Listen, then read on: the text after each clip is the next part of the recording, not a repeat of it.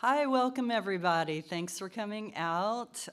So we're going to start the meeting shortly. This is the Montalvo Community Council meeting for N District 6. And I wanted to share, a lot of people aren't aware that the community councils are a great place for the community to get together and connect and to hear about what's going on with the city without having to go to City Hall. A lot of people aren't into that, so this is an opportunity for our neighbors to participate. So thank you all for coming.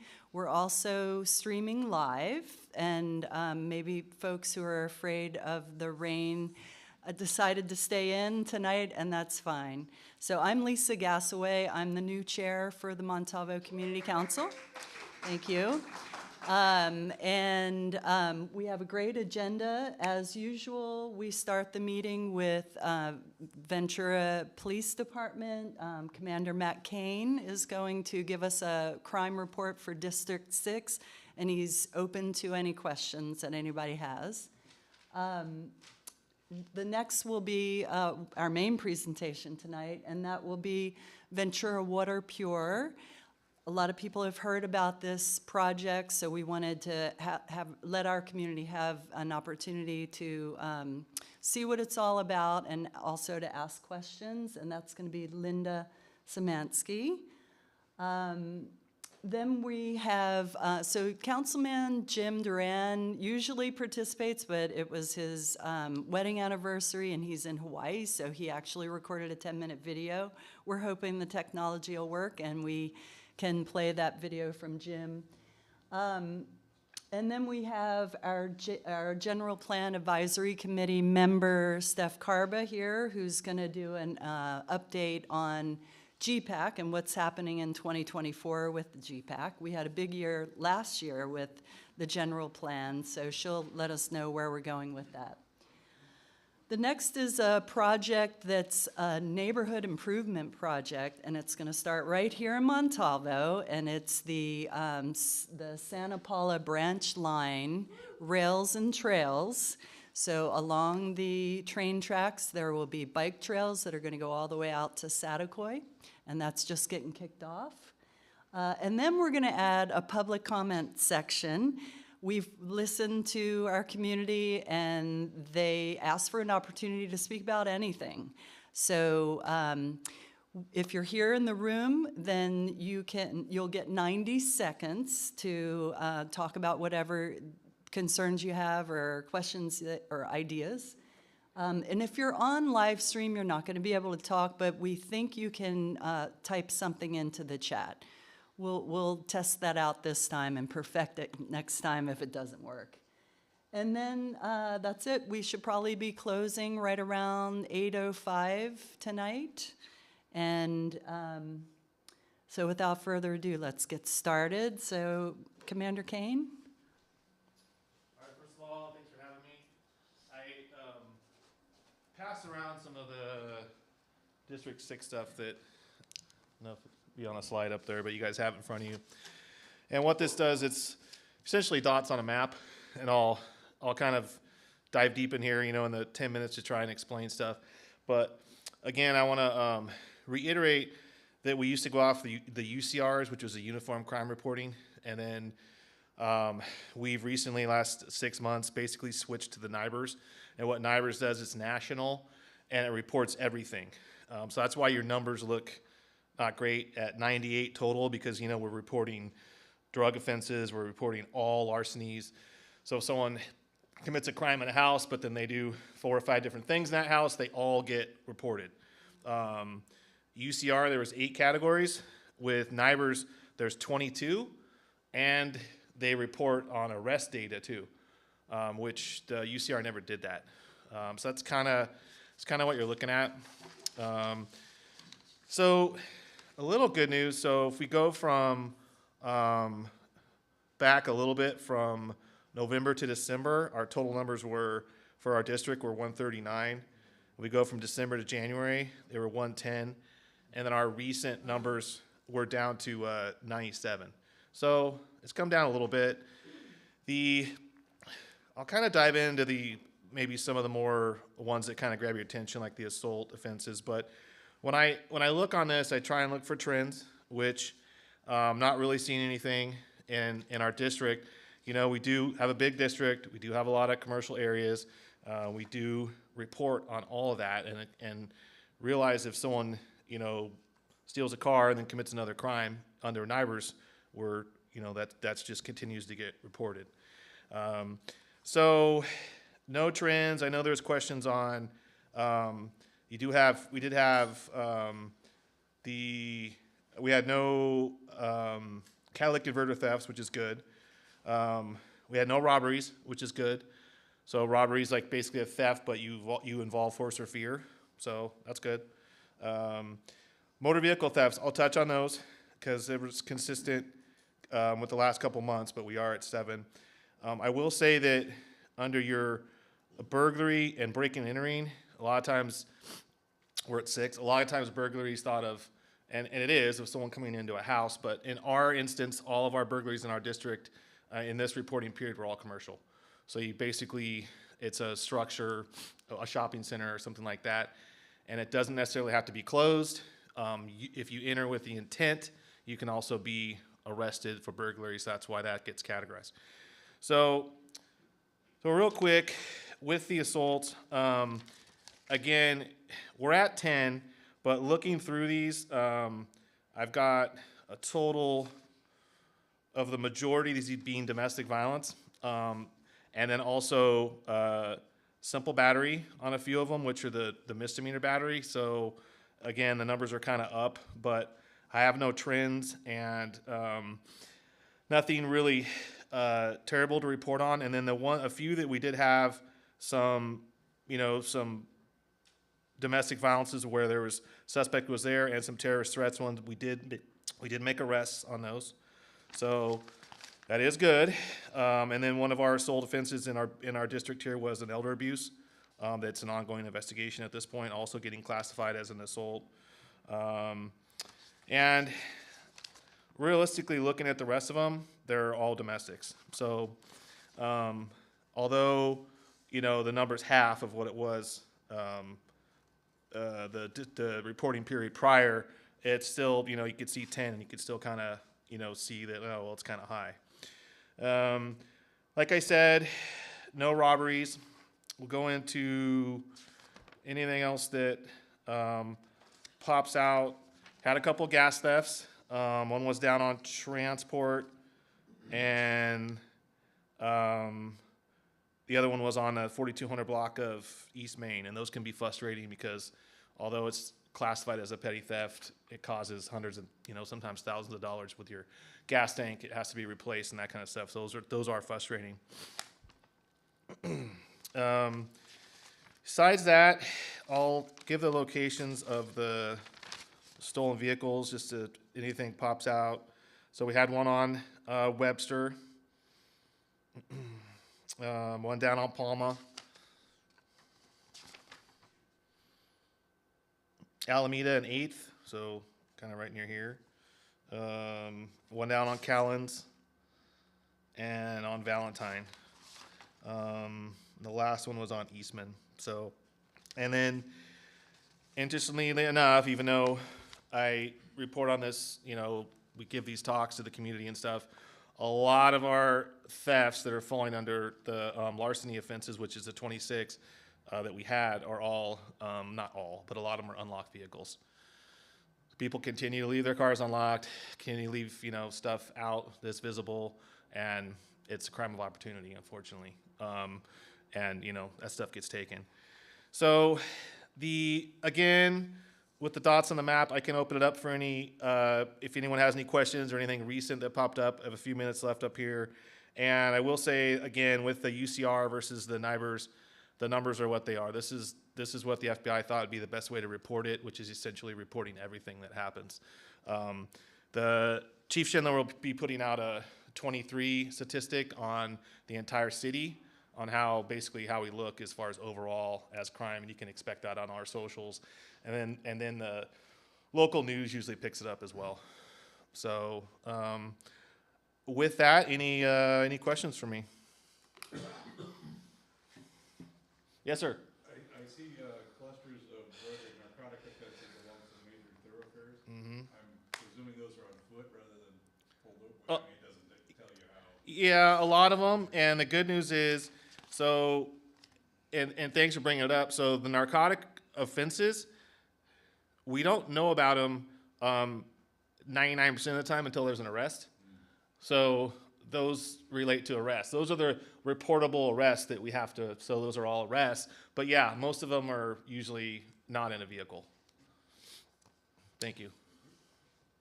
And again, those draw the numbers up when you're reporting arrest, and then you throw narcotics in there. So, anything else? A few weeks ago, there was that shelter in place for the man who escaped the county jail. That person was eventually apprehended, right? Or they were eventually caught? It's according to the news. That's what I saw. Oh, the subject that escaped from the Ventura County Jail. So I don't have a lot of information on that. That's the sheriff's department handles. You know, that's a little island in our city. We did help them pretty responsive via email, phone calls. Just call me, reach out, and I'm here for you. All right. Thank you.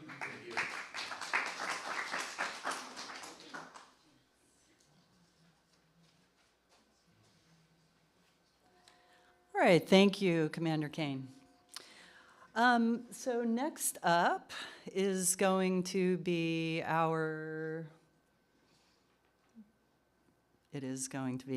do we have the screen share?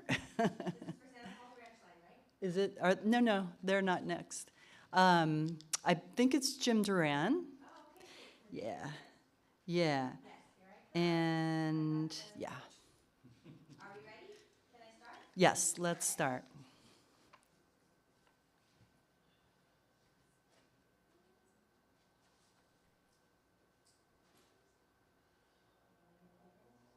So much for having me. It's so great to be with you again. And I just can't tell you how proud I am of our Montalvo Community Council for all the great work they do. I love our relationship, and I love our collaboration, and I just can't say thank you enough. And the reason I'm coming to you via video, and thank you for having me via video, is because as you're watching this, I am probably having dinner right now with my wife in Hawaii. We are celebrating 35 years of marriage, and we are taking a trip of our life and excited to be at the Big Island in Hawaii. And so thank you for allowing me to come via video. But I wanted to let you know there's some great things happening at the city. One of them being our Community Development Director. I'm so happy to announce that Rachel Diamond will be assuming the position. Well, actually, she already has as of 3 days ago. She is our new Community Development Director. She's been an integral part of our team since probably, I think, May of 2023. Initially serving as the interim assistant community development director, and then later stepping into the interim community development director role. Our city manager is confident that the community development team will thrive and excel in its mission under her guidance. So we are excited. As you know, community development is a very, very important position. I have some more great news for you. I'm excited to announce that after a nationwide search that drew an impressive turnout of highly qualified candidates, that Colleen Saxton has been selected to the position of Assistant City Manager. Carlene brings with her deep experience in the private and public sector, which includes a demonstrated commitment to fostering positive relationships, understanding the pulse of community, and streamlining processes for efficient governance. She's highly educated, but what I'm excited about is that we are going to have a strong assistant city manager. There's going to be some great things that are going to get done, and excited about that. Let me give you an update. Let's talk about illegal food vendors, because that's been quite a bit of topic of conversation lately. I wanted to let you know that just recently, we've been working hard on partnering with the county to go out and actually do enforcement on these illegal food vendors. And we were just out recently, actually 2 nights in a row, we were able to confiscate all their equipment. And these grills, they're not cheap. They're like $1,600 grills. But when we went out there, obviously no business license, they didn't have a permit to operate, no health permit, any of those things. So all of those items were confiscated 2 nights in a row. It is so important that you don't support these businesses.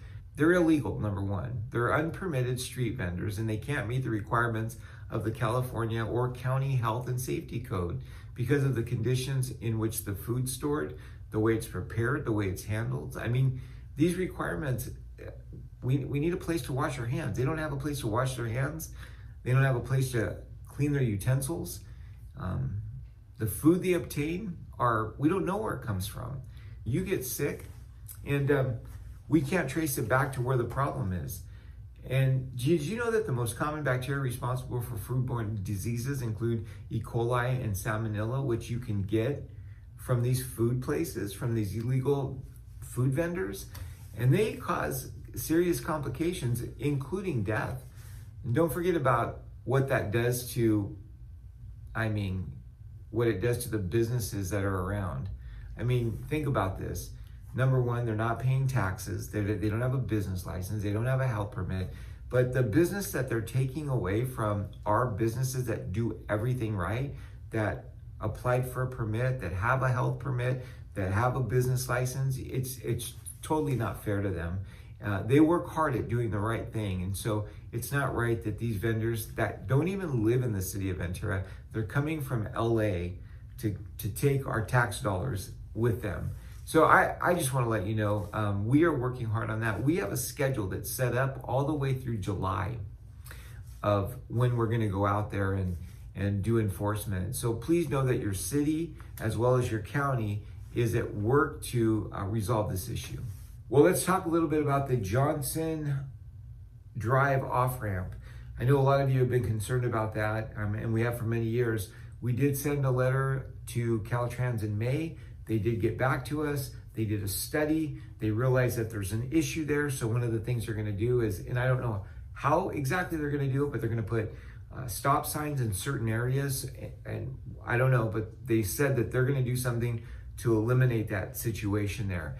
And a lot of people have been asking, what about, when is that road going to, that Ventura Boulevard, when is that road going to be paved and fixed and everything else? And I just want to let you know that our city is kind of waiting for that Johnson Drive off-ramp to get done. I also wanted to let you know that I know recently there's been a lot of people that have been, they've been emailing me in regards to street repair and potholes that are all over the place in District 6 in our district. And I want to let you know that Danny, who works for the city, did get our message, and he wanted to let us know that there is going to be, and has done some already, some repair work at the auto center. There's going to be some done out on Bryce Way in some of the alleys that are in District 6, as well as Bristol Road and North Bank. The city's going to dispatch these units. Some have already been dispatched. They were trying to get to them before these rains that we're going through right now. But what they didn't get to, they will get to soon. I wanted to let you know that you can actually go to the city website and under pothole management, and there's this map there that displays pothole filling work performed by the city of Ventura. Each location point represents the vicinity of where the potholes were filled. These points represent multiple potholes that were filled. The larger the point, the more potholes were filled near that location. Work done more recently is brighter in color, and locations performed further in the past are more faded.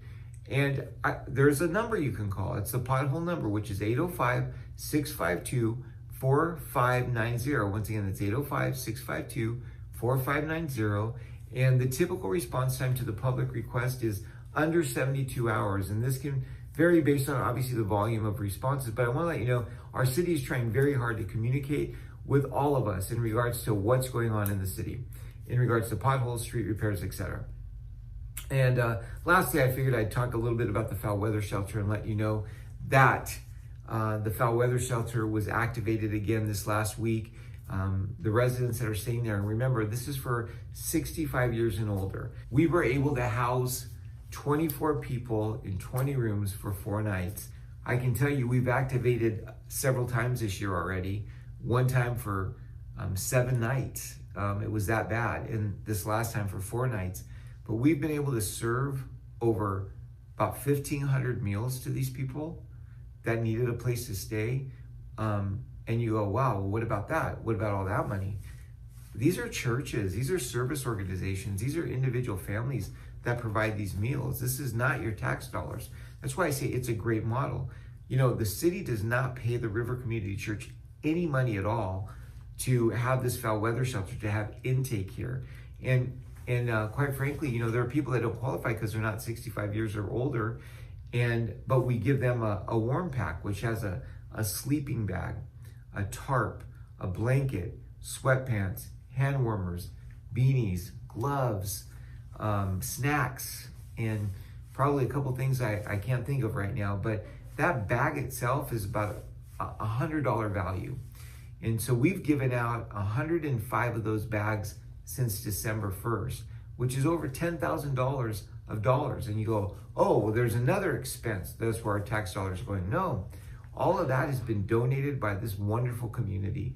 They've either purchased things on Amazon and sent them in because we have a wish list, or they donated directly to the Foul Weather Shelter Fund, and we were able to buy those items. Matter of fact, I could just tell you, Jubilee Church heard about what we were doing, and they donated $3,500 to the Foul Weather Shelter. And what a blessing. But once again, our tax dollars aren't going there. So the only thing our tax dollars are going for is the rooms that they stay in. And what a great model. So I just want to say thank you for your support. You can reach me anytime. My cell, except right now, because I'm in Hawaii. But you could reach me anytime at 805-302-7711. I just want to tell you how much I love serving our city. I love serving you. And I can't thank you enough for the time that you've allowed me to share with you. And God bless you and have a great night.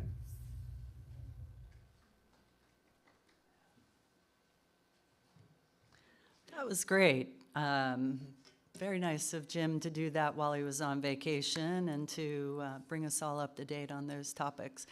He's very good about texting. He put his phone number up there, so feel free to text him if you have any questions. So next, I actually skipped Ventura Water Pure. You guys were supposed to be next, so my apologies for that. And I see Gina is here. Gina Dorrington is the general manager of Ventura Water Pure. I didn't know you were coming, so thank you for coming. And you've been here before, I think, or maybe it was on Zoom. Yeah. So we would love to have you share with community what's going on with Ventura Water Pure. I know there's some controversies. If you want to address a little bit of that, that would be great. That might give folks an opportunity to ask some questions as well. Well, yeah, and thank you. Thank you for having us. It's important to get out here in the community and talk about what's going on with your water. So as you mentioned, I am Gina Dorrington. I'm your general manager for Ventura Water. And Linda Szymanski here is our program director for Ventura Water Pure specifically. And so we're here just to give you a little update on what's going on. And am I advancing that or? You got me? All right. All right. So we can go in the next slide. What we're gonna go over. I'm gonna give a little bit of background on what the project is. It's always good to have a refresher. You know, I've been in it for almost 9 years, and you know, probably most of you haven't been following as closely as I have. And talk about the legal considerations and why we're doing this project and the importance of it. Linda's going to talk about some alternatives and the potential rate impacts that this project has on your water bill, and what the next steps are. And usually we have a recommendation that we take to council, so we're not going to recommend anything for you to recommend tonight. We're just going to let you have some information. Next slide. All right, so what is Ventura Water Pure? And we have this very nice definition of Ventura Water Pure is going to recover and treat and reuse water that's currently being discharged to the Santa Clara River estuary. But really what it is we take all of our wastewater throughout the city and we treat it at the Ventura Water Reclamation Facility. And currently that is being discharged into the Santa Clara River estuary. So we spend a lot of time and money and resources in cleaning up our water to just discharge it into an estuary. So this is gonna take that water that's being treated already to an irrigation standard, and it's gonna recover that water to become a water source for the city of Ventura. Next slide. The next slide, we'll go into the background. So that discharge to the estuary, putting all that water in the estuary was okay to do back in the time when we started in the 1950s. law and regulation and environmental research has changed the direction that we need to go with discharging. So the city was basically challenged, saying, you know what, we have these laws now in the inland bays and estuaries policy where you can't discharge to an estuary. And this Santa Clara River estuary is actually a federally protected endangered species habitat. So there's 4 adorable little species that we look at: the California steelhead, the tidewater goby, the California least tern, and the snowy plover. And since then, we've also got the southwestern willow flycatcher that we have to keep our eye on now. And us as a city, we have a lot of obligations, and part of that is being environmental stewards.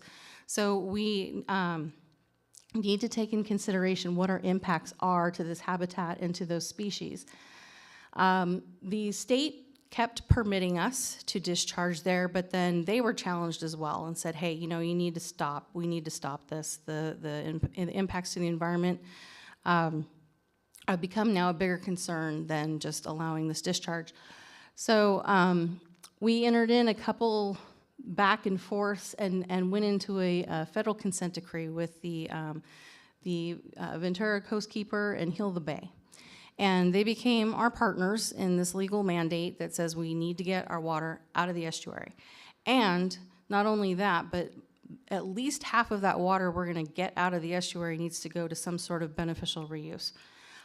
So, next slide, that is what was going on our discharge side. So everything that comes through the wastewater treatment plant, we need to do something with this water. On the water side, we entered into a 20 to 15 year drought. So the city of Ventura in our water resources department started looking at what our water supply sources are and what the restraints are on that. So we have 3 local supplies. We're one of the largest cities in California that still rely on local water supply. And that's from the Ventura River, from Lake Casitas, and the groundwater basins. We don't yet have a state water interconnection. That's another large project that we're working on. But that state water itself has some challenges, and I'll talk about in just a second. But if we look at our water resources, I think we can all, talk about, well, not for the past 2 years, but before that, the Ventura River really wasn't raging. And we were actually in some legal constraints on that river. So 2 years ago, we actually shut down the river production for the first time in a very long time because we're no longer able to use that water continually. We have to relieve, once it gets down to a certain flow level, we have to let that flow level go, and we can't pump off of the river. So that's going through an adjudication process. The Lake Casitas, again, 2 years ago, we were looking at Lake Casitas being below 30% and trying to figure out how we were going to continue to utilize Lake Casitas and looking at reductions. So luckily, we got some rain. They have gone up above 79%, and that makes everyone breathe a sigh of relief. But it also is, proof to the Water Resources Department that that can happen. So we need to plan for when that might happen again. And then the groundwater basins, California law passed a Sustainable Groundwater Management Agency Act a couple years ago. And our groundwater basins fell into a significantly overdraft category. So we have lots of agencies that monitor. We set up groundwater management agencies. And the talks continue about decreasing our allocation by 50%. So that's where we started looking at the State Water Interconnect, making up for some of these losses on this side. Still, within our water resources planning, we need a new source of water. And so we have all this water we need to do something with, and we need water. So this became an opportunity to solve a lot of problems within the city of Ventura and create the solution of Ventura Water Pure. Next slide. So Ventura Water Pure, the physicality of what it is taking all of that wastewater from your homes and businesses and continuing to treat it through the Ventura Water Reclamation Facility. We're going to upgrade that facility so that the treatment is even more robust. And then we're going to divert that, instead of going to the Santa Clara River estuary, we're going to put it into a whole new advanced purification facility that has a multi-barrier level of treatment, and then inject that into our groundwater basins where we can extract it and send it back up to our existing water treatment facilities that we use today. And that will reuse our water and provide us with additional water supply. Some of the additional products that come out of that, through the advanced water purification facility, we create a concentrate solution, a byproduct of the things that we remove out of that water, and that's discharged through the ocean outfall. And I don't know if you have been seeing in the news, but we've had great success. We got a large portion of that outfall done underneath the harbor and then underneath the ocean floor out past Marina Park. So that does exist, and that helps answer a lot of diversion. So we'll be able to divert right away using the ocean outfall and build the purification facility and then use that outfall for the concentrate. So it's a multi-purpose infrastructure that the city needed, and Linda's team did an excellent job on getting that done. Very, very impressed. Anyway, next slide. So this is going to provide 20% of Ventura's future water supply, which is very important. It makes up for the losses that we anticipate to see during those dry years and with the restrictions on our current water supplies. So this keeps us in a really good position moving forward for Ventura to be able to provide you that sustainable water supply that we need. Next slide. So I'm going to hand it over to Linda now, and she's going to go through, a little bit more detail and talk to you about impacts.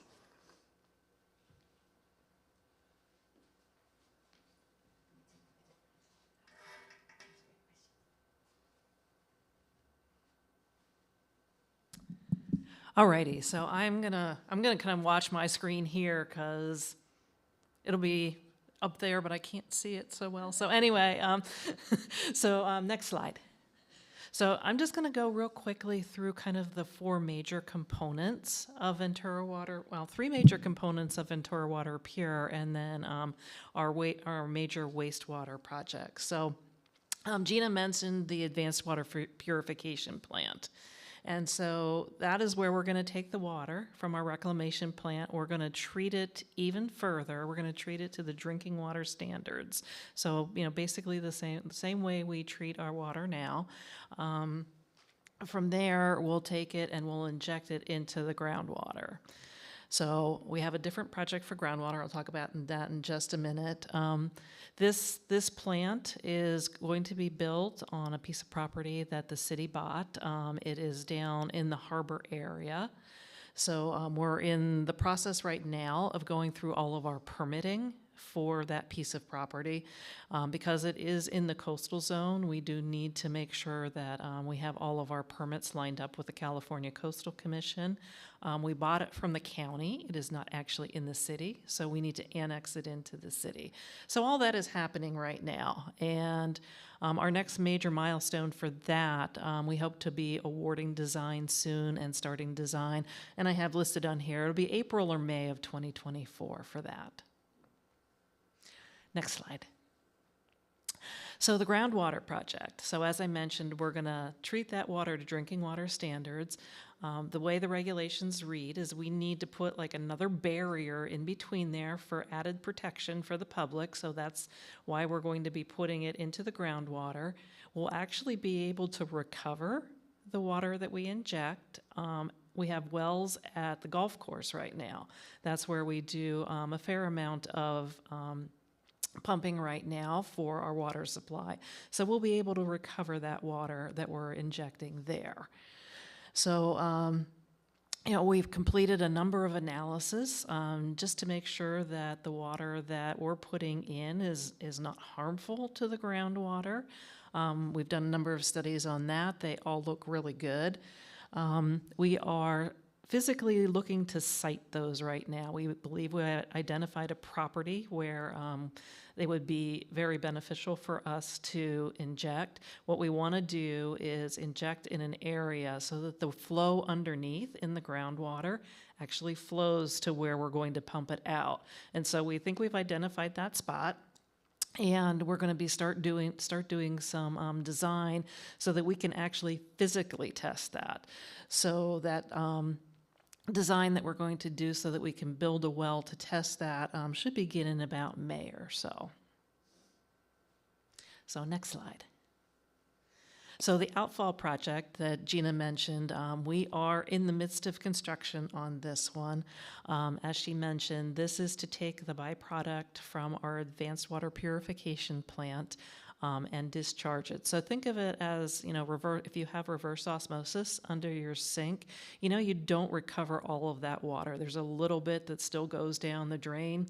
Same thing, just on a much bigger scale. So that's what the outfall will be discharging to the ocean. So we will also use it in case there's maintenance needs or stuff like that. So it's kind of a multi-purpose pipeline.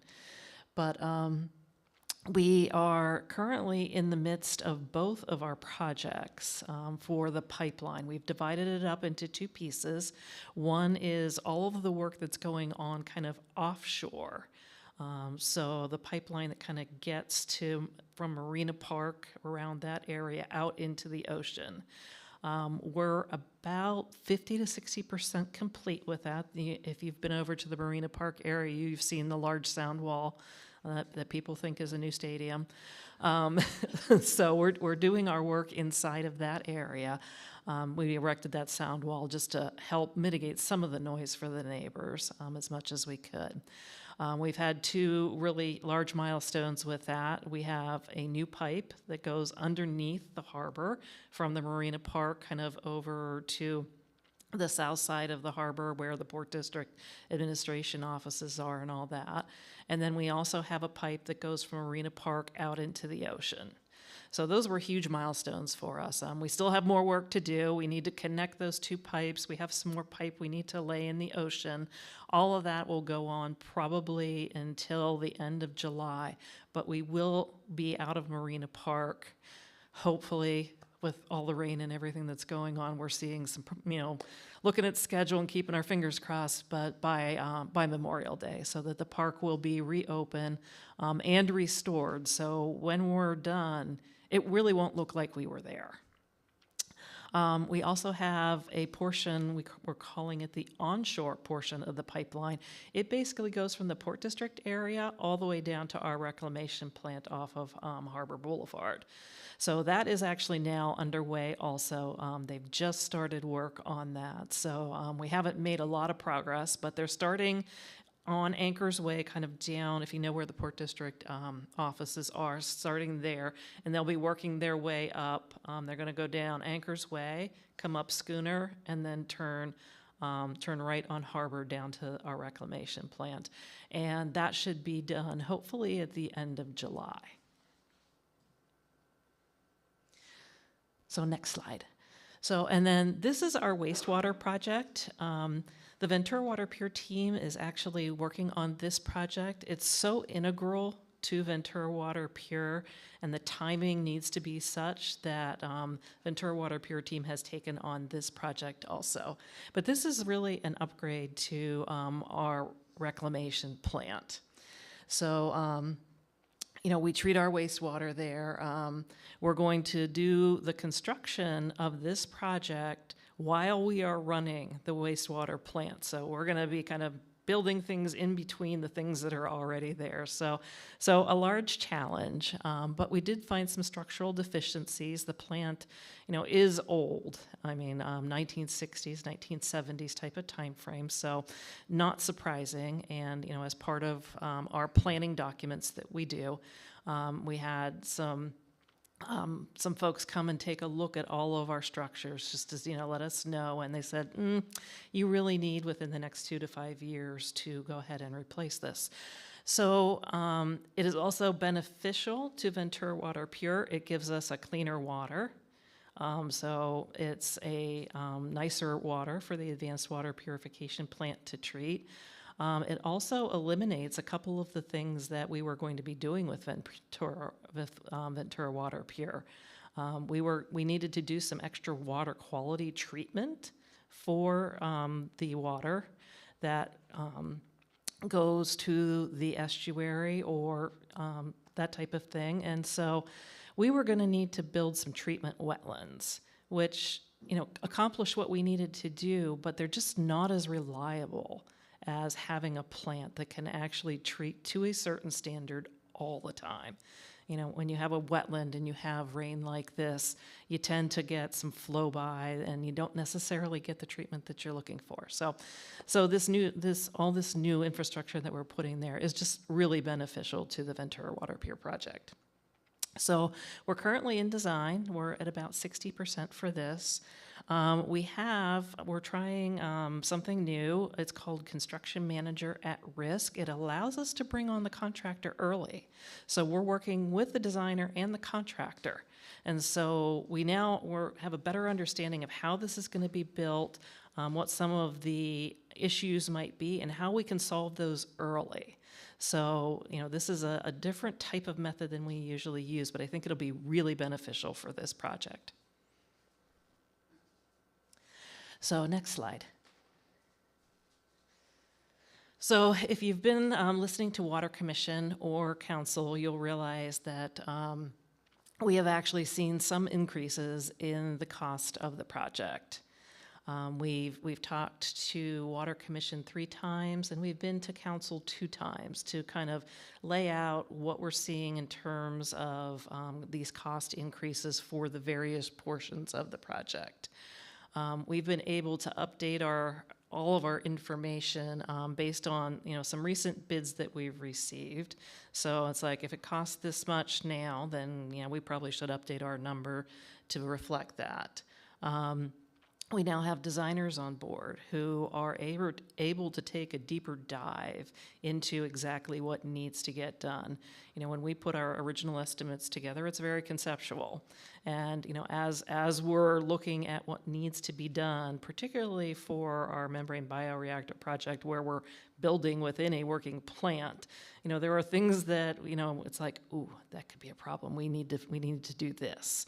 And so one of the things that that would encompass is, how much electricity you're using, and to make sure that you have enough backup power for everything. So it's small things like that that are just not part of your conceptual design that we've been adding on. We have gone back for things that were not in design. We've come back and talked to some vendors and said, hey, we need some updated pricing. So we've added those things in. And then, of course, inflation has, I think, kind of been, on all of our minds. I mean, we all know when we go to the grocery store, it's not the same as it was. So we are actually seeing a $182 million increase in prices, kind of based on all of those things. Overall, it's about 49% increase. I will say that it's not out of line with some of the other public works projects that we've seen, and actually other folks who are doing the same types of projects that we are. Just real quickly, I think everybody, like I said, mentioned about going to the grocery store, buying gas, those types of things. We did put some information together on inflation, and the last couple of years are on the right side of that chart, and you can see, obviously, what we had been working with for the prior 10 years was approximately a 2% increase in inflation. And what we've seen in the past 3 years with COVID and supply chains and all that type of stuff is something that's much higher. And as we look at the cost increases, approximately half of the cost increases that we're seeing are attributable to inflation.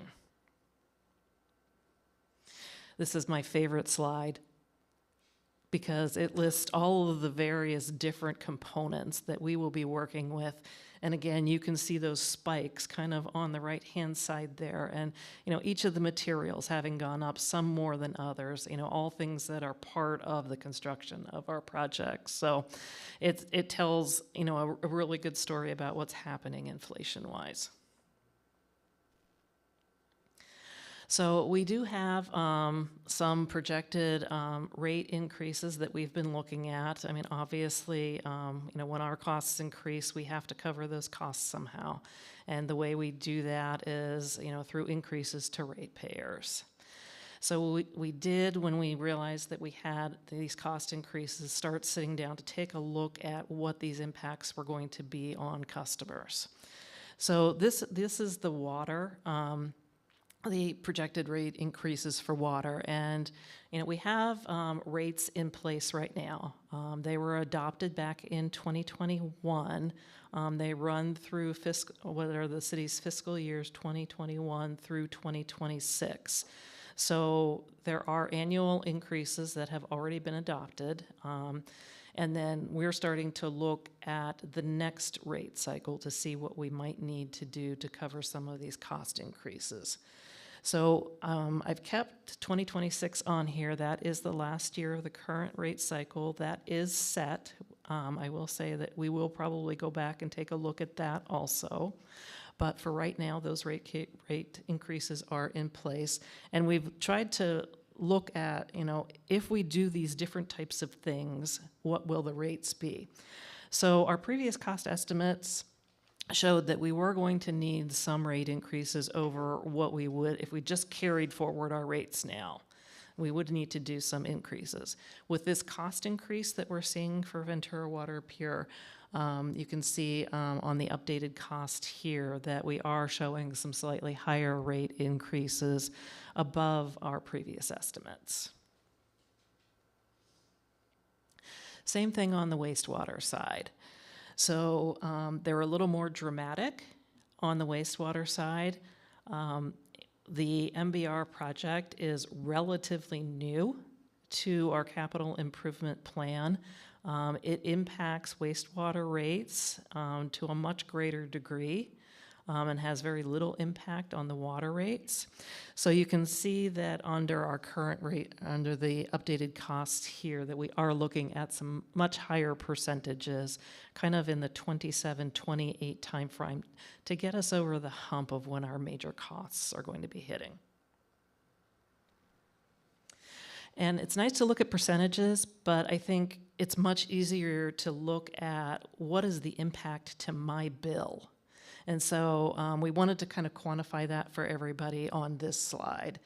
And so, based on the previous costs that we had before we updated them, we were showing that between 2026 and 2031 that people could expect about a $67 increase in their bills.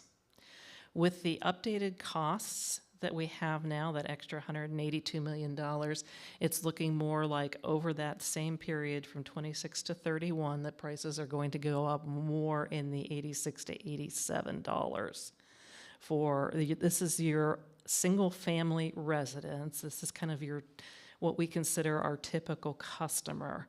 There are folks who have a little bit lower water rates than this, but this is kind of our typical person. So you'll see something kind of roughly like this. So, we are working, on things like grants. And in fact, we'll be at council hopefully on March 4th to ask to apply for another grant. We're looking at, options of value engineering.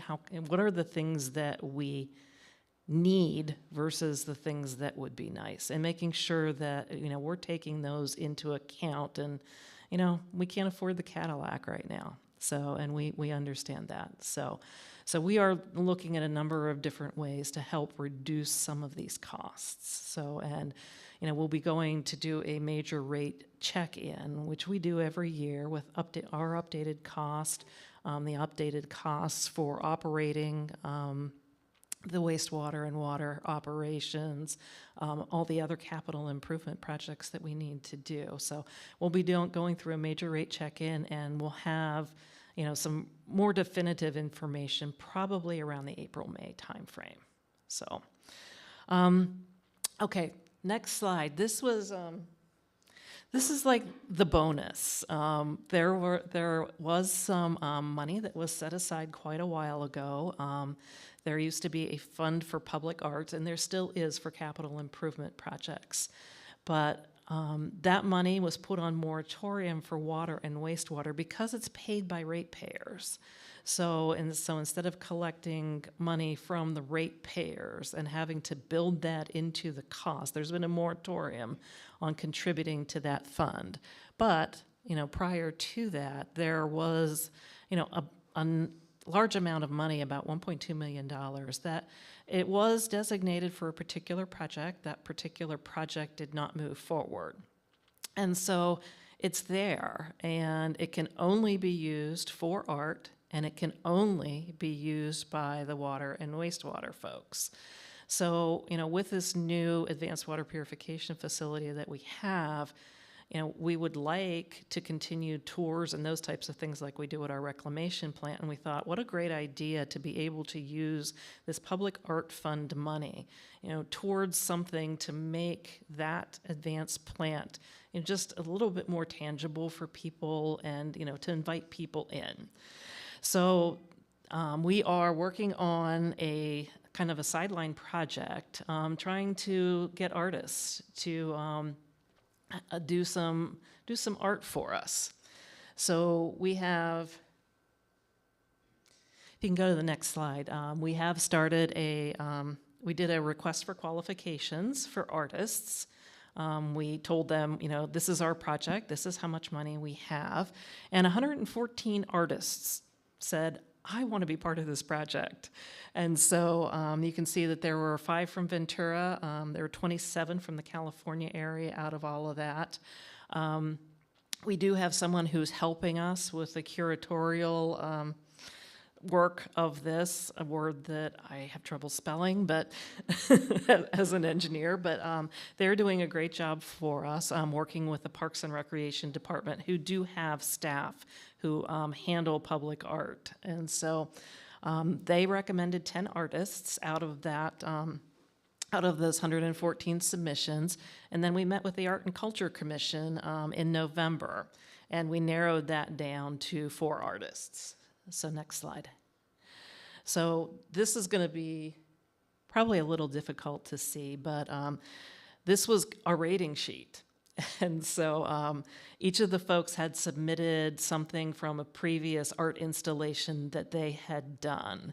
And so these are pictures from their submissions, and we selected 4 folks to kind of move forward to give us a more specific proposal for the advanced plant. So these slides will be available, so you'll be able. Yes, it is. Yes, we had some very high quality folks propose for this, so really very exciting. So as I mentioned, we are getting proposals from the shortlisted folks. They'll go through a final selection interview, and then the Arts and Culture Commission, the Water Commission, and the council will go ahead and approve moving forward. And the whole goal here is to get these folks on board with our designers, who are the engineers and the architects, so that they can all work together. It's not an afterthought. They are thinking about incorporating this as we're moving forward in design. So, really an exciting process, and, something that is just, a little different, but really exciting. And so that's it. That's all I have for you. I talked a lot, so but we're happy to answer any questions that you have. Are you ready? You ready? Sure. You're telling me that Montalvo, I wonder if you should go to the, would you be willing to go to the microphone? I would. Oh, thank you so much.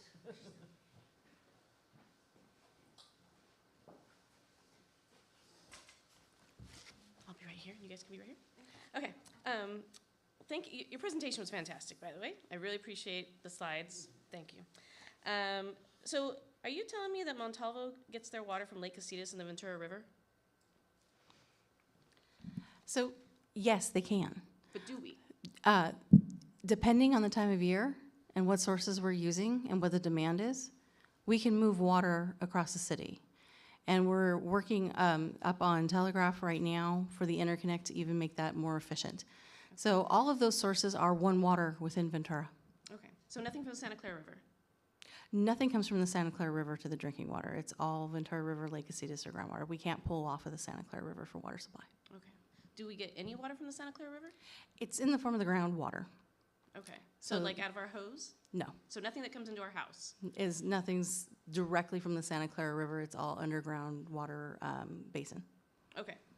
Thank you. Are you guys a private company? Thank you for the question. No, we are not. Ventura Water is the city of Ventura.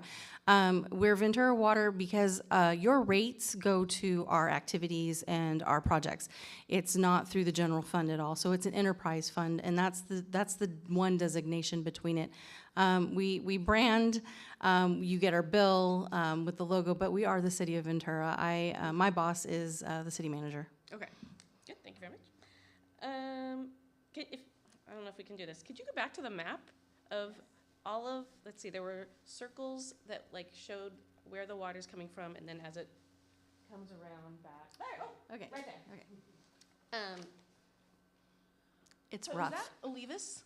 Like, is all that basically gonna be Olivas and Valentine, or, the industrial park? The existing wastewater reclamation facility is on the corner of Harbor Harbor and and- Spinnaker. Yes. And you can see us there. And the advanced purification facility will go right across the street in the vacant lot, So all that's right there? all right there. So it's not going down Olivas? The water line will go down to Olivas, Okay. and it will go to near the auto center for the groundwater wells. There you go. Okay. Thank you, Linda, for that. So that is a more representative of where that all the infrastructure is. Okay. So that's all by Santa Clara River? Right. Yeah. The Santa Clara River is where that star is there and moving up. Yeah. Okay. Okay. I'm done. Thank you. Yes. Were the injection wells I just saw over by the auto center, was that our former water reclamation area, or is that just nearby? The injection wells are going to, Sewer area for Montalvo. the old Montalvo. So the old Montalvo facility, it will not be near the old Montalvo facility. Yes. Another question is, we have a Mound Well 3 behind us? Is it running yet? Congratulations. Moundwell 3 is running. Thank you for that question. Yes, and thank you for your patience as a community while that was put into design and construction. Yes, our replacement well for the Mound Basin, Moundwell 3, was commenced last week. We are. It is up and down, as we work all the kinks out of it, but that well is functional.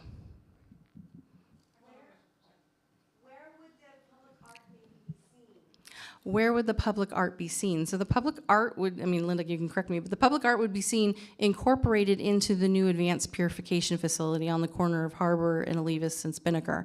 So it would, our hopes is that it would be something that could be like a path walked through externally outside of the facility that would be interactive with the community. Yes. So what's going to happen to the estuary? The estuary is going to go back to what nature intended the estuary to be. To expand on that, we have a lot of monitoring we're required to do for that estuary. So we have a pre-construction monitoring plan that we're implemented right now that is including all the baseline data of what we're discharging, what our discharge looks like now, what the estuary looks like now. When we start diverting away from that, we will have another 3 to 5 years of monitoring on that prior to full diversion out of there. So something like zero amount of our discharge going in there. And then we will, being environmental stewards of the city, we will continue to have to monitor that to make sure that there are no false impacts, negative impacts. But the estuary should go back to the way nature intended. Yes.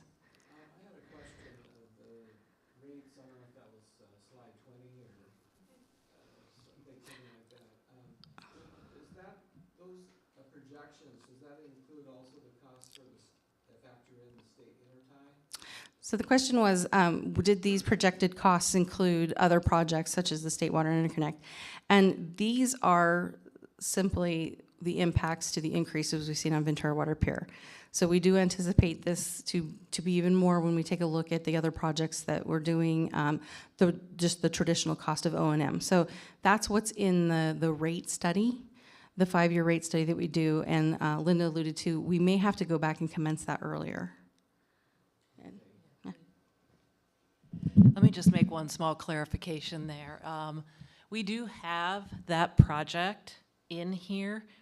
We're in the process of updating all of those costs. They're a little further behind than Ventura Water Pure is in updating their costs. So it is in here, but just not with the latest numbers. Thank you, Linda. Yeah, go ahead. Follow up. So obviously, because of legal considerations and regulatory things, and the fact that we need more water supply, obviously there's a lot of good coming out of this project, a lot of things that need to be done. So the flip side of that is there's obviously going to be significant increases to ratepayers. So I'm assuming it is the ratepayers, based on that slide that you showed, that are going to actually foot the bill for all of this. So the comment was that although while there's a lot of positives and this answers a lot of solutions for us, it's a huge impact, and it is a huge impact. The project is one of the biggest infrastructure projects the city will ever have. It is water supply, and it is a cost, value evaluation that the city has to do collectively. Linda and her team have gone out for very large loans and very large grants, and we're continually waiting to hear back from that. The state of the economy is sometimes working against us as well. The state budget needs to be passed, and that was money that was meant to come to the water infrastructures like this. It really comes down to, what the city's investing in. And the cost of water is going up, the cost of resources are going up, and we need to collectively think about where we want our future to be. And I, as your general manager, stood here 2 years ago very concerned about what we were going to do. And looking at charts that were showing me we were going to not provide the city existing today with water in 5 to 10 years. So it comes back down to, where the city feels, what the importance of it is, and what we can do creatively. So we're working on the value engineering, we're working on the grants and the funding, and we're also reaching out to other communities to ask what they're doing, and how they're approaching this. Because, water supply, if I think about it, it's health and safety, it's environmental protection, and it's just being able to give you a necessary thing to continue to be a city. So thank you. Okay, I don't want to get to this gentleman. You had still have a question, right? Okay. Yes. So if residents have concerns and so forth, obviously, it's my understanding, city council still hasn't finalized the project. Things are still going through the water commission. They're looking at aspects of this. So when do you expect that things will be finalized between the water commission and city council, so that residents, if they want to speak at water commission or at city council, they have a heads up and have an opportunity to have input before those things are finalized? So thank you. We are going to have opportunities, Water Commission and Council, and I'm hoping that in the next couple months, we're working on data right now. We're working with our financial consultants. We're working with our rate modeler, and we're also hoping to hear back on some grant funding that we can kind of develop a more informed answer for City Council to make that decision. It would be sort of, are we going to delay this for a while, and what those impacts of that delay is? Because remember, we still are obligated under law to complete an infrastructure project. So I think that I appreciate you mentioning the Water Commission. We're meeting next week. We're not bringing anything Ventura Water Pure next week, but we are talking about, we are going to ask for a grant but we don't have any updated information for them. We're talking about the O&M budget, but we will be going back to the council and the Water Commission, both in March and April. And yeah, we're on the website, look up Water Commission. The agendas will be posted, and I appreciate anybody's input that they can bring. You're welcome. Thank you. Thanks for the presentation, by the way. I think this is like the third or fourth time I've seen you guys do it, and I learn something new every time. That's specifically why I'm here tonight. I know it's pretty complex. It goes deep. I think it's really difficult for you guys to kind of give everybody the whole enchilada in one presentation. I think you have to just continually keep showing up to these things. But more of a point of clarification when it comes to the rates, I think at the last council update, and I kind of left there, I've been thinking about it since, was the rate structure or proposed rate structure you guys have was based on, and correct me if I'm wrong, was based on deferring loan payments until that 2031 window that you guys are estimating the rate structure. And I think, I can't remember which council member brought up that question. I wasn't even aware of that until then. Is this current estimated rate projection still based on deferring those payments? And if it is, when will we get a new projection? Thanks. No, that's fine. Yeah, so this is the information that we had presented at council in January. So we do not have the updated information for their request as of yet. So that's one of the things that we'll be working on with our financial advisors and rate consultants and all of that to see, how that would impact. And yeah, the way the loan is structured, they give you as much flexibility as possible. So, it becomes a city policy. Do we want to, pay it as a standard loan like you would pay your mortgage? Or, do you have do you want to take advantage of the ability to defer some payments? And so, one increase, if you defer all of the payments, it increases the total amount of your loan overall. But, if you do use that flexibility, you have some lower customer rates up front. So that's going to be part of the information we'll be presenting, and that'll be a policy decision from the Water Commission and from council. Any more questions? We're gonna need to move on, but, I have a quickie, but it's probably one you're prepared to answer tonight. A number of years ago, the Montalvo relinquished its wastewater facilities overall for that.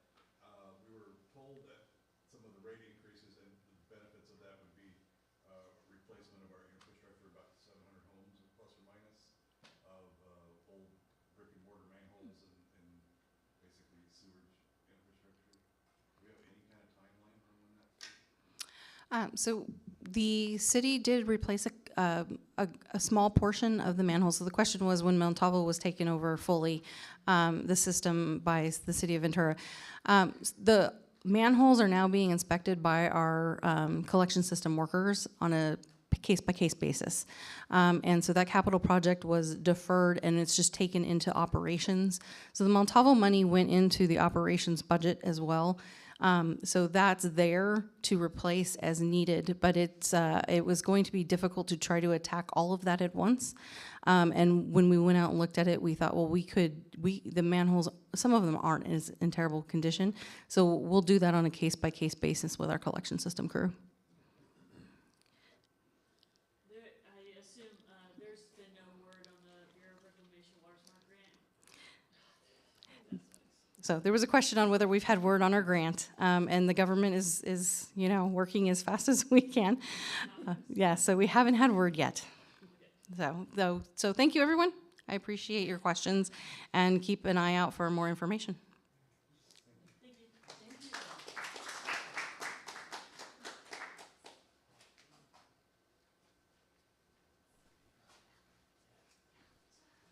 okay, that was very informative. Thank you so much. And we look forward to maybe having you back and asking some additional questions as we move through this.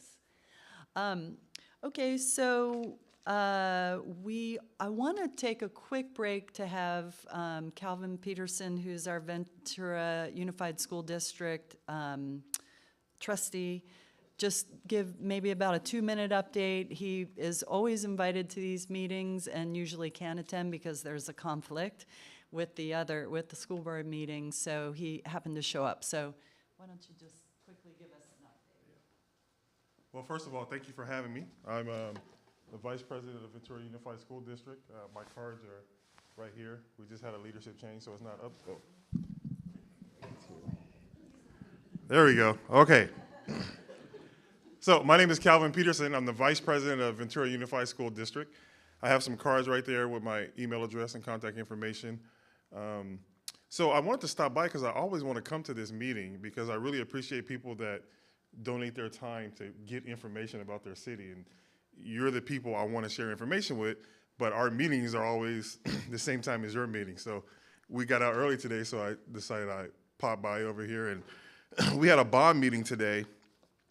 So thank you for passing the $434 million bond that's going to help us fix our schools that are in desperate need of repair. And so what I wanted to do is kind of share with you how that breakdown is real quick. There's just 13 bullet points that we went through today. We need about our first phase, this is just emergency phase, is $458 million worth. We got 434, so hopefully we'll be able to save some money on different projects to get everything completed. But through 2023 to 2028, we're going to spend about $33 million on solar, about $3 million on LED lighting. Stadium lighting is separate, it's about $2 million. Perimeter fencing is going to be about $13 million. Roofing, which is most important and what we're going to start on first, is about $106 million. HVAC, about $87 million. Play equipment, about $16 million.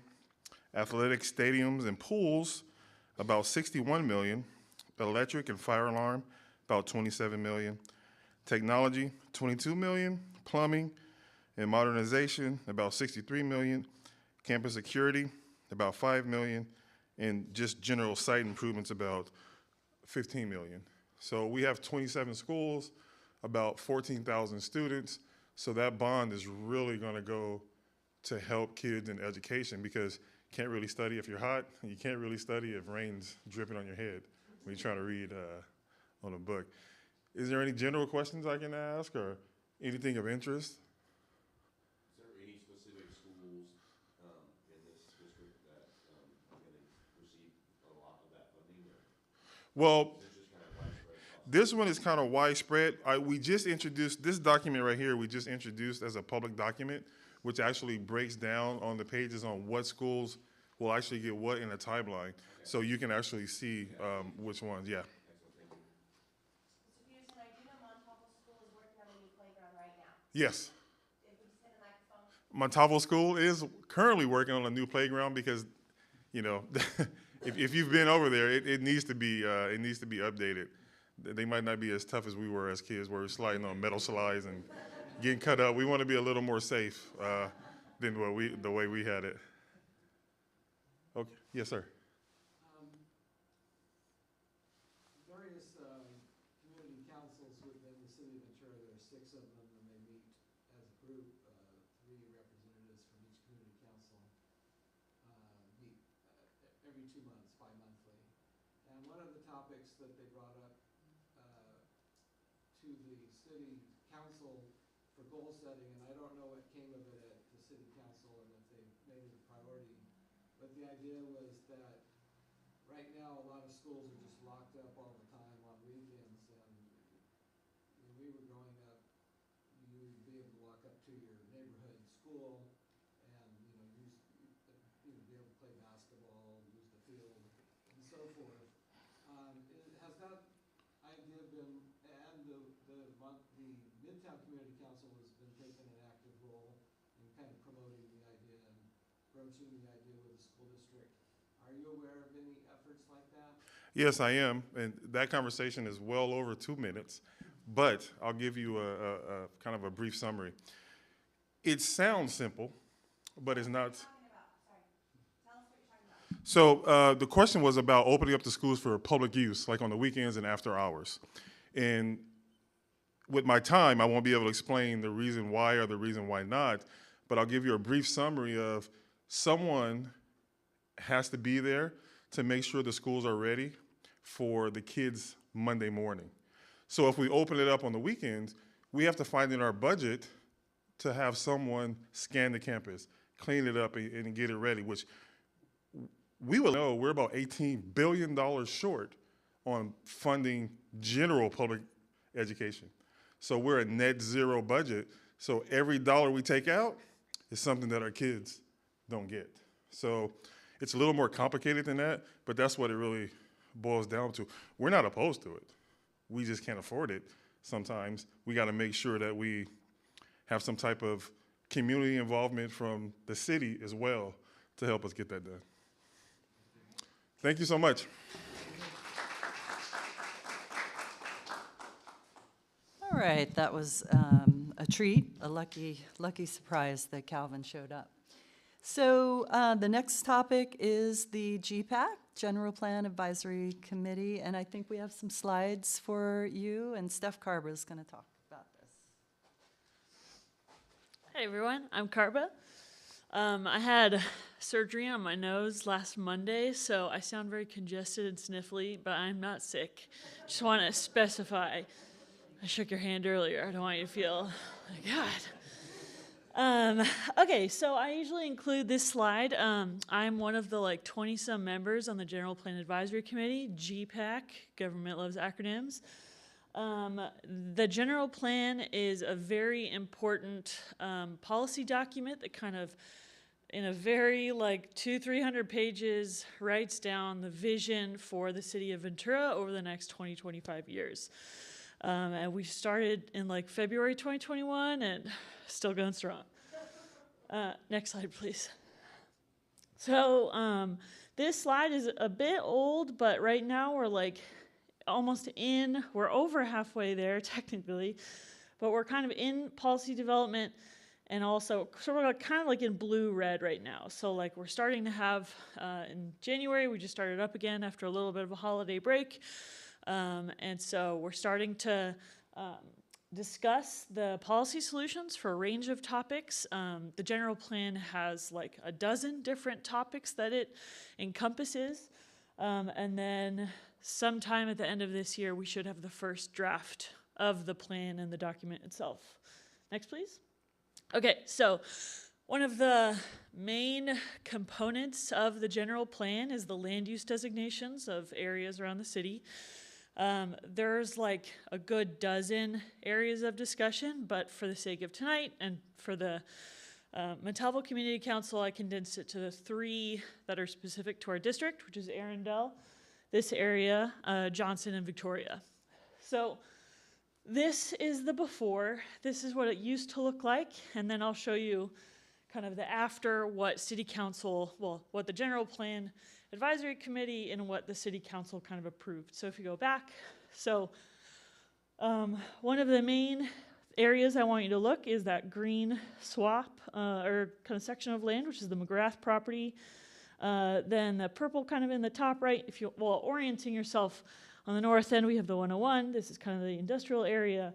You have the Victoria kind of corridor right there. But so if you go to the next slide, this is what City Council approved. So the McGrath property is now going to be, the land use designation is Office R&D, but City Council specifically stated that a specific plan needs to be created for that area.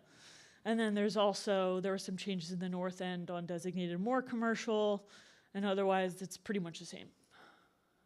And then, largely that whole area remains industrial, light and general. Next, please. So this is Victoria and what it was before. Specifically, look at the Gateway Shopping Mall, the corridor itself. So the Gateway Shopping Mall was commercial. Most of the Victoria corridor, which is that purple section chunk right there, that was mixed use 4, I believe. And then the government center to the right of that was also commercial. And then south, there were a couple churches, the yellow, which was neighborhood low. If we go to the next, City Council approved a lot of upzoning in this area.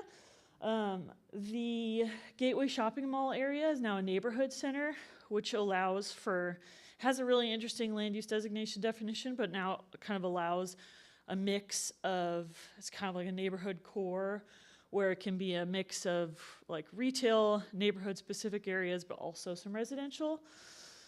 Victoria itself is mixed use 6 now, big chunks of it. The orange south of the government center, that was neighborhood low, is now like multifamily, I believe. And then to the right, that commercial block where like UCLA Health and like a Kaiser location, that is also now mixed use. So this area definitely had, if you look at what happened in a lot of the west side, like downtown remained largely the same. There's a net zero policy similar to kind of the water discussion, or what he was saying about, but like there has to be enough density to align with the regional housing needs, which is its own kind of policy component.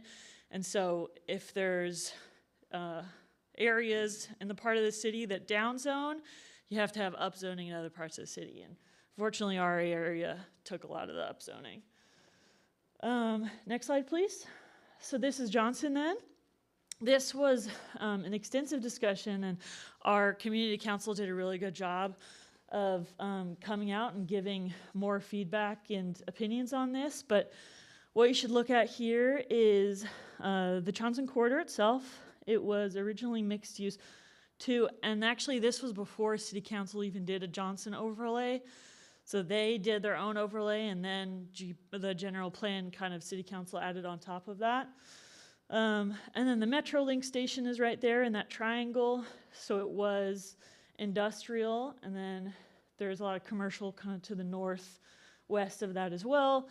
If we go to the after, they didn't update these colors, which is annoying, but you have mixed use 3 where that commercial top right area is. Then they split that triangle in 2. They made half of it mixed use 3. They kept the other half where you have like Bodacious Barbecue and a lot of the auto shops. They kept that industrial. And then we have a ton of mixed use 4 on Victoria now too, with a little mixed use 3 and that all the Willows project, which is chunky. But yeah, now that the land use designations are finalized, those are all going to basically inform all of the policy and the rest of the general plan itself. So it took us a really long time to get to this point, but now the meat of the general plan is really worked on. So next, please. Interestingly that you asked that question, Mark, our last meeting at the end of January, we discussed open space and environmental justice, and opening up the schools was a big discussion on January 29th. Everyone was supportive of it, and we actually have Sabrina on the General Plan Advisory Committee. So definitely great conversations were had there. And then next, please. For the rest of this year, I think we're gonna have like 3 or 4 more meetings. They're still deciding what the topics are going to be, but the goal is to have the draft at the end of the year, and then the environmental impact report and the traffic study, which is gonna be very important, will be kind of this year, end of this year / early spring, and then it should be done. It should be done next summer. Yeah, those are wrong. Sorry, I wrote those wrong. Next, please. And then, yeah, they're very responsive, the folks on the general plan team. So you can email them. That's my personal email. And then definitely there's like a general plan section on the city agenda center where you can see previous meetings and notes and slides. And then you can also set like a notify me to get updates on when the next one is. If you have questions, I can take them. Otherwise, on to the next thing. You said the meat part was behind this, you know, the rough part, the public engagement. 100%, yeah. I mean, I think once the draft itself is formed, I think the environmental impact report and the traffic study are going to be, I hope folks come out for that. I think that's going to be really interesting, seeing as like transportation and movement of people with all of these changes is going to be super important. So yeah, I definitely hope more folks continue to come out and inform this process. In Johnson Drive, there were two like red areas. One looked like it was maybe Toys R Us, that area. Is that, what's red? Yeah. Red was commercial. Okay. Okay, so it stayed commercial. Okay, so that might be Wilkes or something. Yeah. That's probably what it is. Okay, good. I was just curious. Yeah. Cool. John, you have a quick question? Oh yeah. Back to the slide before that, Cassie, the Victoria. I just want to acknowledge one win that we had was the Moon Drive overlay section. Yeah. You guys helped get us. Thank you. Yeah. Can you say it on the mic? Yeah, Moon Drive overlay, thumbs up. A win was the Moon Drive overlay. That was the origin of the Montalvo Community Council. Finally. Thank you. All right. Thank you, Carba. And let us know when we should get involved again. We'll look forward to hearing about that at the next meeting. So we are going to have public comment, and I'm not sure who here wants to participate in that. I have a we have a sign-in sheet back in the back there. No, I know. So I'm mentioning that now so that we'll have an idea how many people want to talk. During the time, if you want to ask questions of, say, Calvin or anybody that we didn't have a lot of time to answer questions, you can do that. But we do have one more speaker, and that is Brianne Dunn from the Santa Barbara Branch Line Rails and Trails Project. Come on up.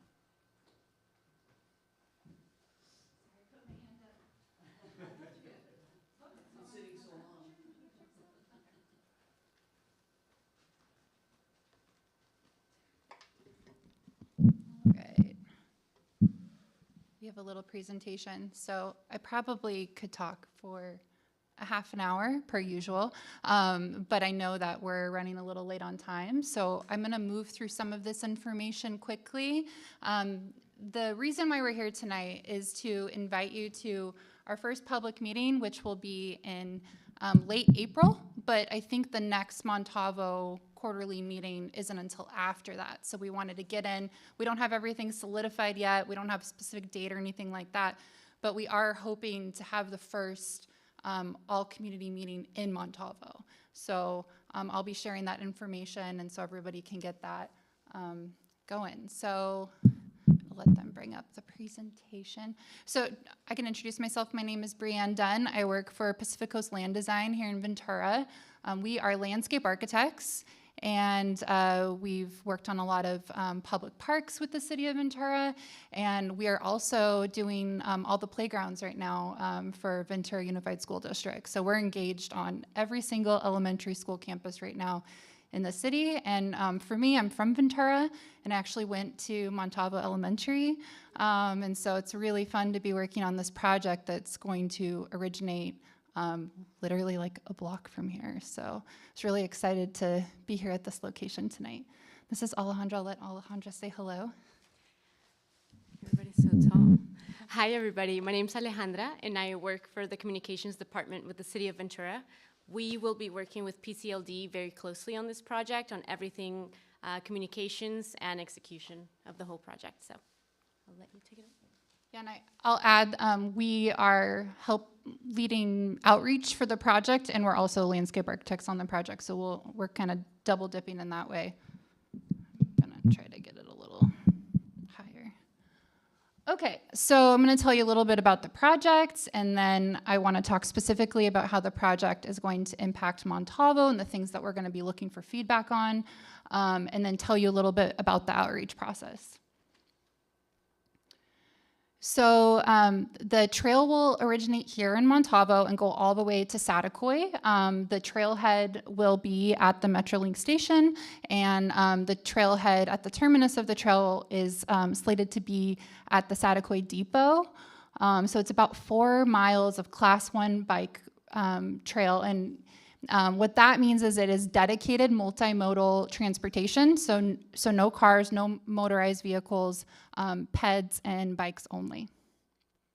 And the project was funded through ATP6, active transportation dollars, and so no cost to the city of Ventura, direct costs like out of operations budget. This is very competitive funding that there were tens of millions of dollars put towards this project. So really exciting as far as grant funding and bringing it back to Ventura. I had the pleasure of working on the outreach for that process too, so if anybody participated in summer 2022 about the rail trail, we had virtual meetings. That's what that meeting was for. And so why the rail trail project? So the project is to fill gaps within the community transportation, help provide safe access to schools, to food, to community centers. There are areas of the rail trail where there are not currently sidewalks or vehicular access, and so it's really going to link up our disadvantaged communities to benefits throughout the community.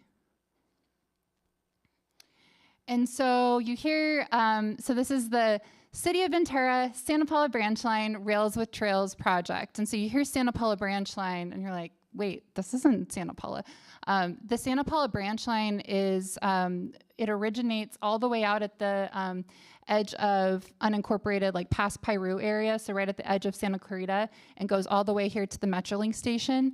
And it is owned by VCTC, so that's the major project partner. This is City of Ventura project, but Ventura County Transportation Commission owns the rail line. And so this is a master plan that was put in place originating back in the 80s, and all of the in-city or in-community portions have been built. Santa Paula has another portion to build, but there are portions built in Piru, Fillmore, Santa Paula, and now Ventura will be actually the last to be built within the city. And VCTC is working on, there was a moratorium for several years because it's very complicated with ag, but there's none of the connections yet built between these communities. And so that's just showing like where there are currently constructed portions of the trail. So it's about 40 miles in total, and so we will add 4 miles to that total trail. So this map is just to show where the project touches. It's 4 miles, and we know our intimate communities very well. However, we wanted to show you exactly where that lands, and from here, Metrolink goes to Bristol, and then at North Bank, it goes into that like no man's land behind houses, and then we'll skirt Cabrillo Village, and then come up through the East End, and then cross at Los Angeles Avenue into Saticoy. And the red dots are the areas, sorry about that, the red dots are the areas of concern, so I'm gonna talk about that here in a second. Light green are ag lands, and then the dark green are park spaces, and the yellow is schools, and where we're focusing on trying to connect to schools better. And so these are just some of the amenities that the project will support. So the 4 miles of bike trail, but then there will be things like bike repair stations and improved access with ADA ramps, traffic signals. There's going to be rail crossings, very complicated, but all included in the project. Hundreds of shade trees, exercise stations. We're gonna have some respite stations where folks can get shade, fill up water bottles, things like that.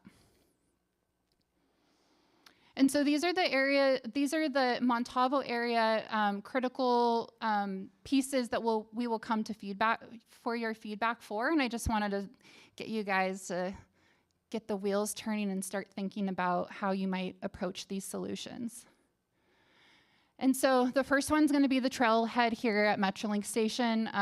You know, as part of the proposal process, we've already started developing some big concepts and ideas. this is going to feed a regional trail and hopefully be an additional linkage. There's large goals in the ATP and City of Ventura to get this connection all the way to the beach. And so this is going to provide the critical like hub for not only connecting us east, but also west. So what happens here? You know, how do we accommodate for people that are park and ride? You know, how do we make it safe? What are the amenities we need here? So those types of things are the things that we'll be developing with the community. So within, you know, a block, we've got 2 of our like 6 critical points along the trail. And the first one is at Johnson. So there's the rail crossing there. And so there is already investigations and studies being done with rail experts. However, we want this to be safe for the community. So those are things that we will ask for feedback on. And then at Harmon Barranca, there will be a pedestrian bike bridge. And so where does that bridge go? How does it connect? Alignment, whether it's north or south of the trail, hasn't been figured out in all places. So those are things that will be discussion points as well. And I didn't have a slide for it specifically, but one of the critical points that we're working through right now is the alignment on Bristol. So the ag lands, we don't have those solutions figured out yet. We're working with the land leases and the property owners. However, that's like one of the big things we're trying to work through. So when we come back to you in late April, we should have information about that. Our public participation plan is robust. In the next year, we're gonna have 6 community meetings, 6 general community meetings, and it will be during 3 phases of design. We'll have 1 meeting in person and online for each phase.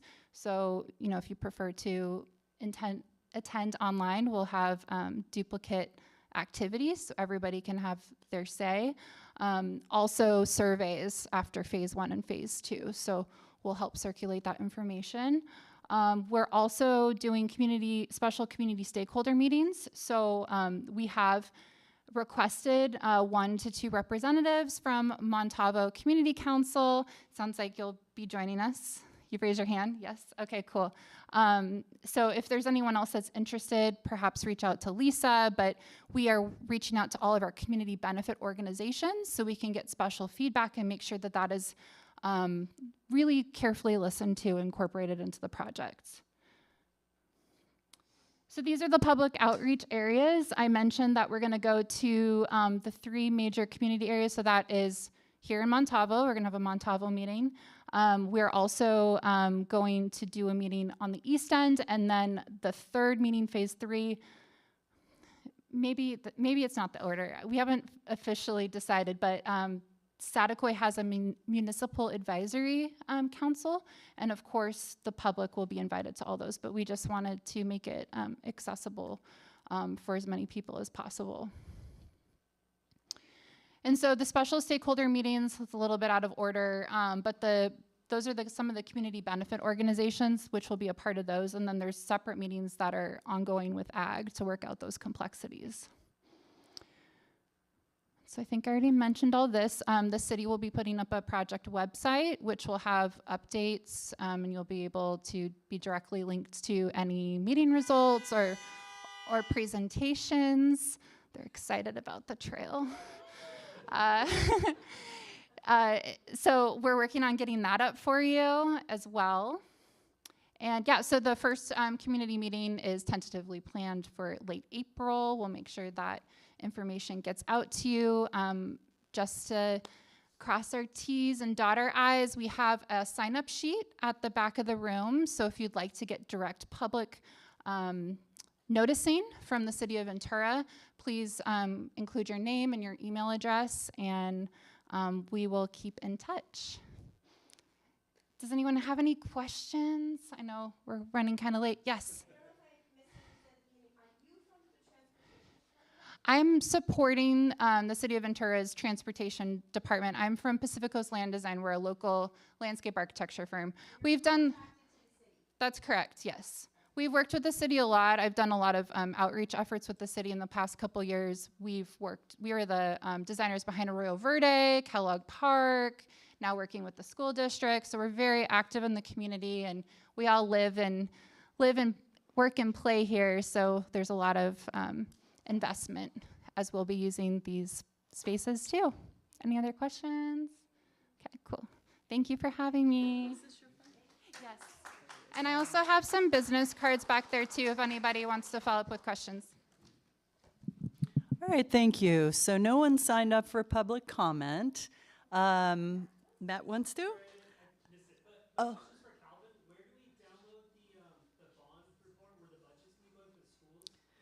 So the question is where to download the bond report for funding for schools. You can actually go onto our website, and there's actually a section where it's Measure E bond. You can go and everything related to the bond, you'll have updates and you can download that document. And what's your website? VenturaUSD.org and the Measure E folder. Okay, very good. Yes. Wow, someone called about potholes and they were filled. That's awesome. So, good news. All right, so very good. So 2 things. I wanted to mention that we are starting a very active social media campaign. You guys may have noticed that. We have a person helping us out. I think she's on the live stream, Jen Taylor, and another volunteer, Carolyn Mullen Marino. So, so hopefully you guys have connected with us, follow us on Instagram, and then we're also on Nextdoor. And then the very last thing, which is one of the most important things. So we wanted to honor our past chair, Mark Abbey, for 9 years of service. He was one of the original founders of the Montalvo Community Council, and he has done such an amazing job. It's going to be tough footsteps for me to follow him, but I'm going to try to steer the same path because he had us headed in the right direction. So, Mark, we got you this gavel, so you can bring it to any meeting, and you can keep us on track because I know you'll do a better job than I did. But just thank you for your outstanding service from 2014 to 2023, above and beyond. So thank you very much. I'm leaving things in very good hands. Thank you. Thank you so much. Thank you, Mark. We could.